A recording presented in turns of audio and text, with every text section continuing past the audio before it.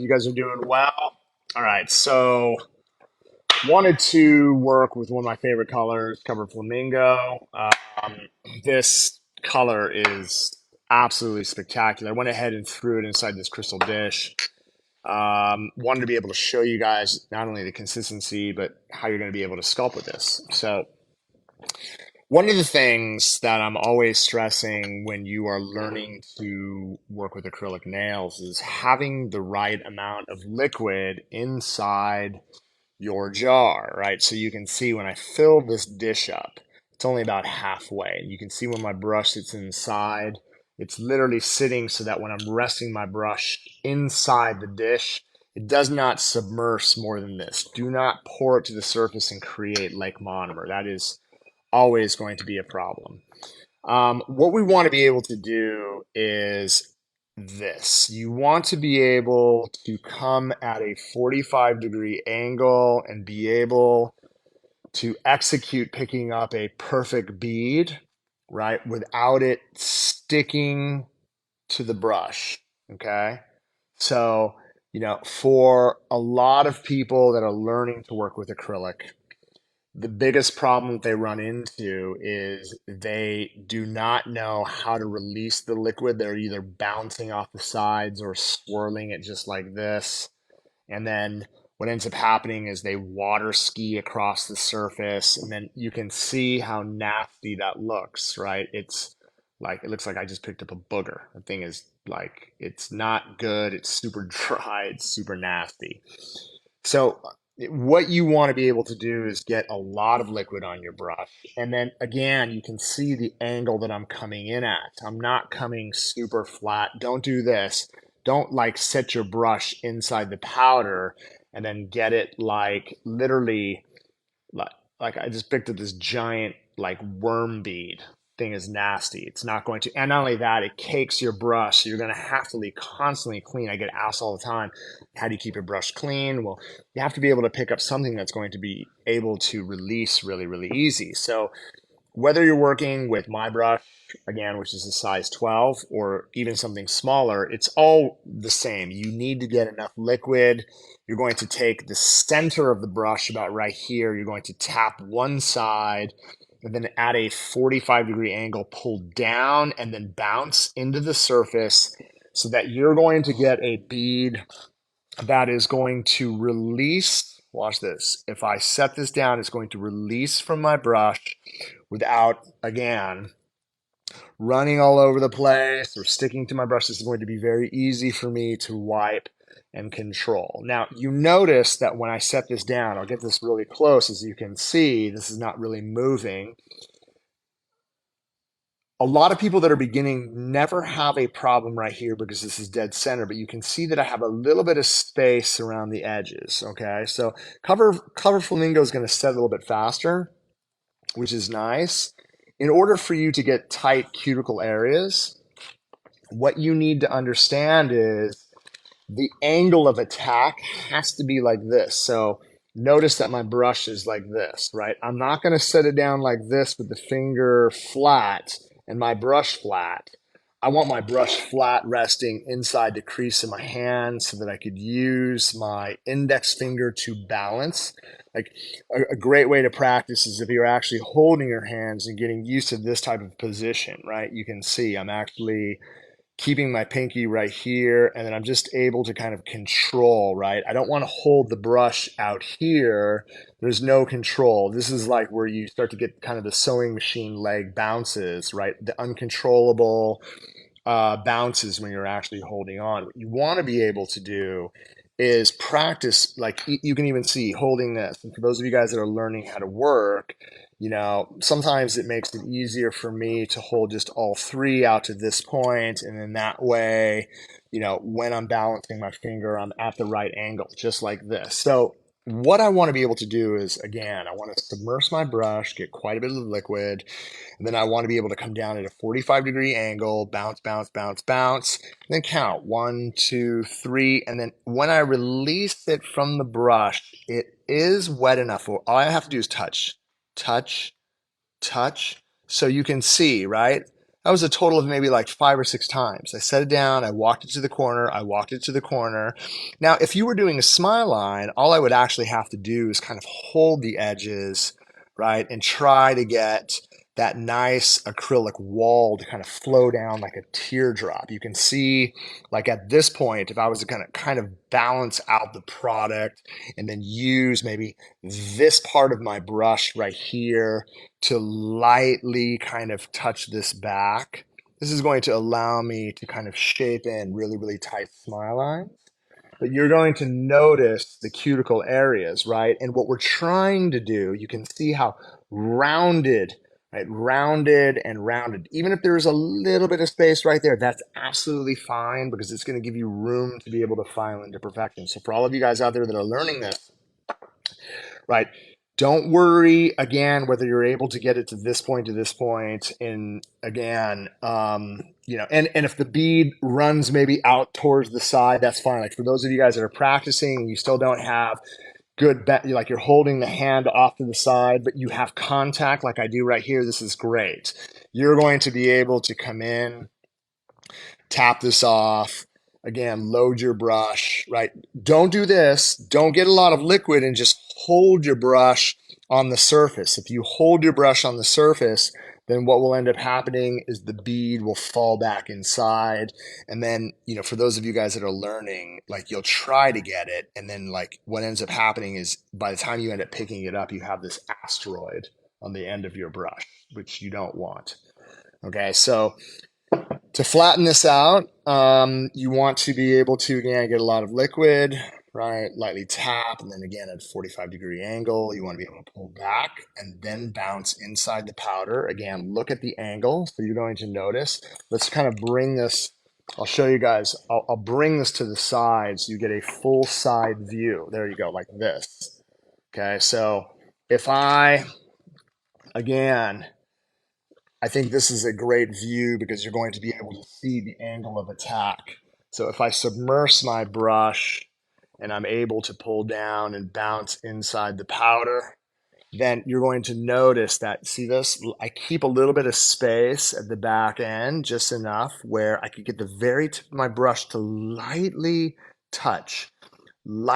So for those of you guys that are working on the cuticle area, you don't have to force it. You're just lightly touching it, and you can kind of see the angle as the product starts to move down towards the free edge. Like a real great beginner step is, can you manage, like, and I'll just show you, right? Because this is really important when it comes to doing overlays. But if I was to notch this corner and I was to notch this corner right here, right? Can you get it super tight around the perimeter of the nail in one bead, right?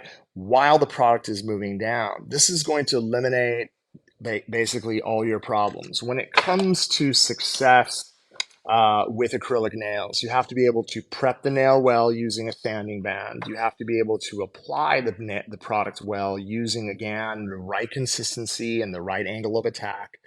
And then again, leaving less edges around the perimeter of the nail so that you're able to basically, and I remember when I was in school, my instructor was like, hey, I don't really do nails. I teach hair, and the so and so book of nail technology basically said that you're supposed to apply a bead here and a bead here and a bead here, and you start from the free edge and you move to the back and you do 3 beads. Like, do not do that.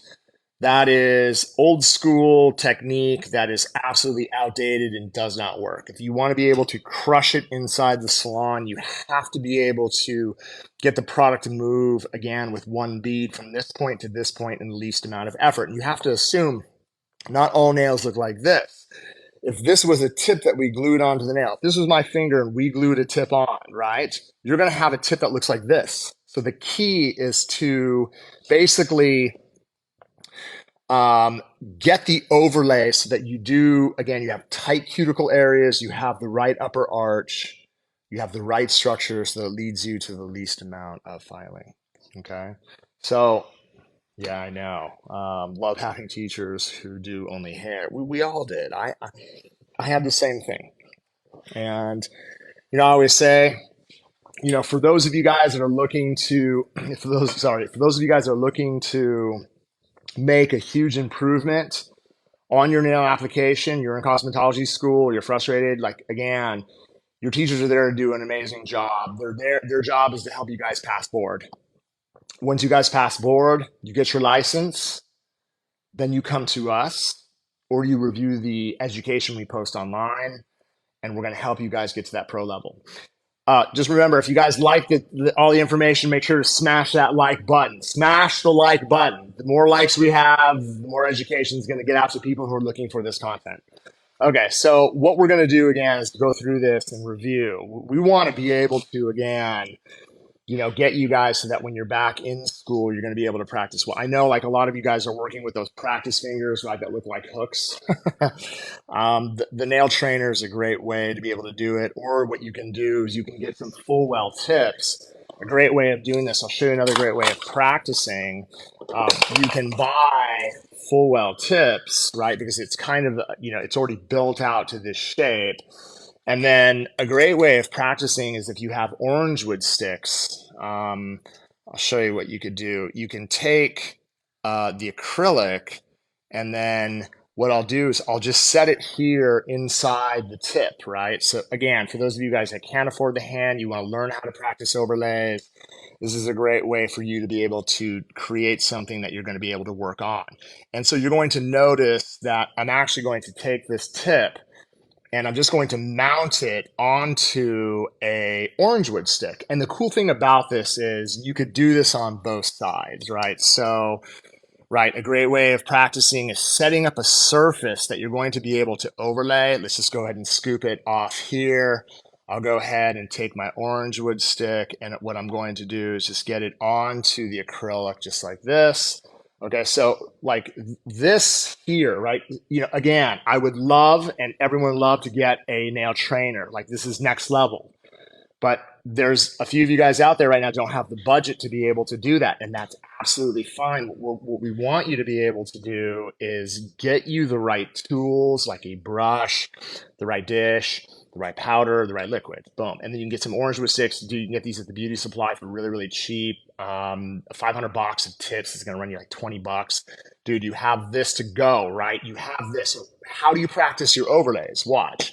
What I could do is I could hold on to this. I could submerge my brush. And then again, with the right amount of liquid, what I'm going to do is I'm going to pull down. I'm going to bounce, bounce, bounce. I'm going to get myself. And then what you're going to do, again, contact. You see the contact? What I'm going to do is I'm going to set it down here. And then I'm going to practice trying to get this as tight, again, around the tip, right? And then what we're going to do, once we actually have it tight, I'm going to lightly start feathering it from the front of the tip. So as you can see, right, all I'm doing is trying to overlay the back end, right? I don't have to touch the cuticle area anymore. And you can see the level of thickness that I'm creating all the way through. This is going to be a great way for you to learn to work the right consistency of the product, trying to get it tight around the cuticle areas. And another great thing about actually doing the tips on these is like you're trying to prevent it from rolling under the tip. Okay, so once you actually have it at this point and it starts to set, you can see like as I start brushing it forward, I still need this front area that I need to fill in. What I could do is take my brush, again, pull down, bounce, bounce, bounce. And then a great way of filling it is setting it backwards. So what I'll do is I'll just set it here, pull through, right? And then what I have, again, contact, balance with my hand. And then all I'm going to do is walk it from side to side. Don't start pulling anything yet. We want to make sure that we're blending it even with that first bead that you set on the surface. You can see the level of thickness that I have right here. You could see I'm actually starting to work the acrylic down over the tip. I don't need to brush anything. I'm using the body of my brush to be able to conceal all that negative space. At this point, I have a beautiful overlay, right? So if you're able to actually overlay these full well tips with a nice even structure, trust me, you'll be surprised at what you're going to be able to do when you actually start working on these hands right here, right? So again, this has the shape. I'm able to get it down. Watch this. I'm going to be able to come down, right? Again, working on a tip. Because a lot of you guys, again, I would love for you to be able to sculpt. We will get you to that point. But right now, when you're actually working, you have to be able to understand the fundamentals, the keys to balancing, holding your brush, picking up the powder, how to set it down, how to get the cuticle areas tight, how to get the product to move from this point to this point without going underneath the nail, how to feather it over the surface so that you have a complete overlay with perfection. And again, you're going to get to a point where you're able to literally pick up a really, really beautiful bead. You're going to be able to set it down. You're going to be able to just lightly touch around the perimeter of the nail, getting the product to move. And then from the corner, we're going to do is we're going to lightly feather, right? And you'll notice, right, if you have the right length and you have the right consistency, all I'm doing, right, for those of you guys that get your nails at the salon, you always see those really badass techs, right? All they're doing is feathering, feathering, feathering. Boom.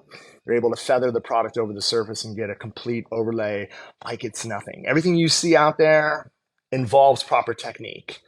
And the whole purpose of our education is to show you that if you have the right fundamentals in place, dude, learning acrylic is going to be really, really easy. That's, again, step one.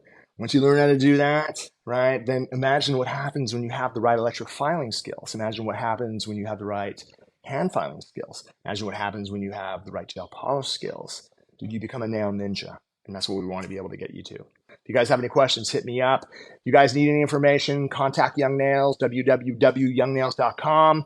Remember to keep smashing that like button, right? The more likes we have, the more content we're going to be able to get out to those individuals out there that are looking for this type of knowledge.